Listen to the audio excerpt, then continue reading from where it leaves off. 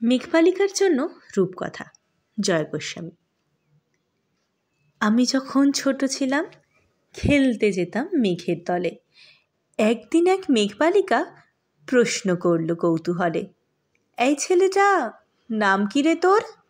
আমি বললাম, ফুসমন্তর। মেঘবালিকা রেগেই আগুন, মিথ্যে কথা, নাম কি এমন হয় কখনো? আমি বললাম, নিশ্চয়ই হয়, আগে আমার গল্প শোনো। সে বলল, শুনবো না যা, সেই তো রানী, সেই তো রাজা, সেই তো একই ঢাল তরোয়াল, সেই তো একই রাজার কুমার পক্ষীরাজে, শুনবো না আর ওসব বাজে। আমি বললাম, তোমার জন্য নতুন করে লিখবো তবে। সে বলল, সত্যি লিখবি? বেশ, তাহলে মস্ত করে লিখতে হবে, মনে থাকবে, লিখেই কিন্তু আমায় দিবি। আমি বললাম, তোমার জন্য লিখতে পারি এক পৃথিবী। লিখতে লিখতে লেখা যখন সবেমাত্র 2-4 পাতা, হঠাৎ তখন ভূত চাপলো আমার মাথায়। খুঁজতে খুঁজতে চলে গেলাম ছোটবেলার মেঘের মাঠে। গিয়েই দেখি চেনা মুখ তো একটিও নেই এ তল্লাটে। একজনকে মনে হলো ওরই মধ্যে অন্যরকম। এগিয়ে গিয়ে বলি তাকেই, তুমি কি সেই মেঘবালিকা? তুমি কি সেই? সে বলছে, মনে তো নেই, আমারও সব মনে তো নেই। আমি বললাম, তুমি আমায় লেখার কথা বলেছিলে? সে বলল, সঙ্গে আছে, ভাসিয়ে দাও সে গায়ের ঝিলে। আর হ্যাঁ শোনো, এখন আমি মেঘ নই আর, সবাই এখন বৃষ্টি বলে ডাকে আমায়। বলেই হঠাৎ এক পশলায় চুল থেকে নখ আমায় পুরো ভিজিয়ে দিয়ে অন্য অন্য বৃষ্টি বাদল সঙ্গে নিয়ে মিলিয়ে গেল খরস্রোতায়, মিলিয়ে গেল দূরে কোথায়, দূরে দূরে। বৃষ্টি বলে ডাকে আমায়, বৃষ্টি বলে ডাকে আমায়। আপন মনে বলতে বলতে আমি কেবল বসে রইলাম, ভিজে একসা কাপড় জামায় গাছের তলায় বসে রইলাম। বৃষ্টি নাকি মেঘের জন্য?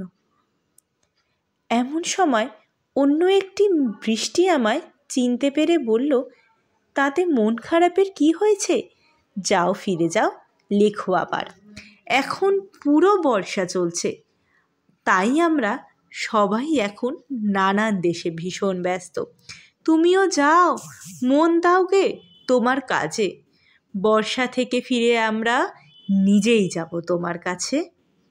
এক পৃথিবী লিখব আমি, এক পৃথিবী লিখব বলে ঘর ছেড়ে সেই বেরিয়ে গেলাম।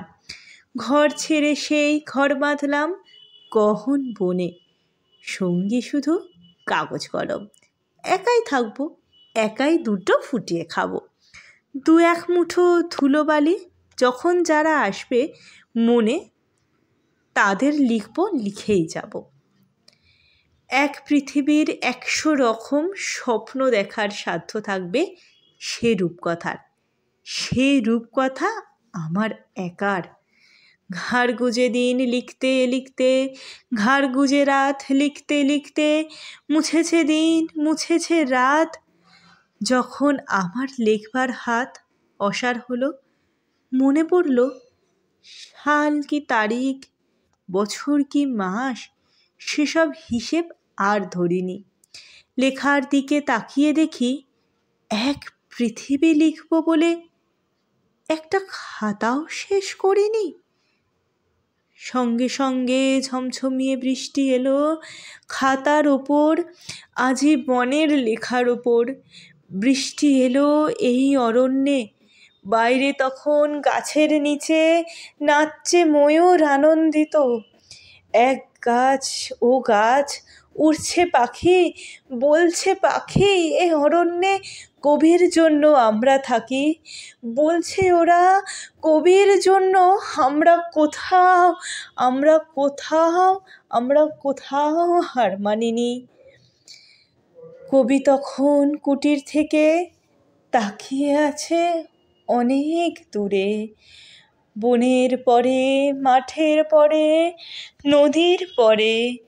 সেই যেখানে সারা জীবন বৃষ্টি পড়ে বৃষ্টি পড়ে, সেই যেখানে কেউ যায়নি কেউ যায় না কোনোদিনও। আজ সে কবি দেখতে পাচ্ছে সে দেশে সেই ঝর্ণা তলায় এদিক ওদিক ছুটে বেড়ায় সোনায় মোড়া মেঘ হরিণী, কিশোর বেলার সেই হরিণী, কিশোর বেলার সেই হরিণী।